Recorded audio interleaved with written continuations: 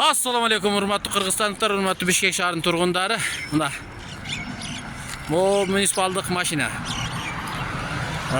Муниципалитеттин кызматкерлеринин машинасы. Бирөө ушундай кылса штраф жазмак.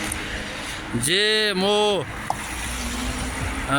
электромобилдердин заряд тагыштарын бул жерге парковкага койбогула. Же болбосо бардыгын жүктөп кеткиле мына. Муниципалитет машинасы.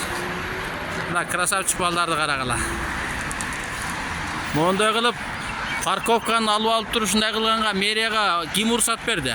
Мэрия өзүнчө мына ушунун үстүндө отуруп ушуга уруксат бергендердин бардыгын не кылыш керек? Себеби парковка жок калат шаарда. Могу элдин бардыгы келип туруп өзүнчө договор түзүп, ар ким өзүнө договор түзүп ушундай кылып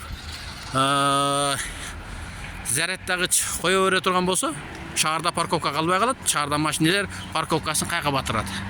Мына могу парковка кылганга болбойт дейт. Бул электромобиль эмес, кадимкидей газ, бензин менен жүргөн машина.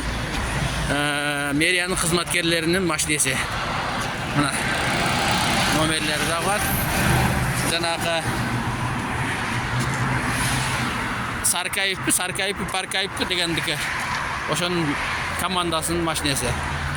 Ушу могу электромобилдерди отдельно өзүнчө парковкадан башка шаарда парковка жетишпей атат. Парковкага ушуну келип алганды ким тыят? Урматтуу шаардыктар, урматтуу кыргызстандыктар. Ушуну көңүлгө албасаңар, шаардыктагы бардык парковкаларга ушуну коюп алат. Ушу парковкага койгон мэрия уруксат берген бардыгын текшериш керек. Себеби бун жөнөкөй адам уруксат бербейт. Парковка боюнча калыш керек.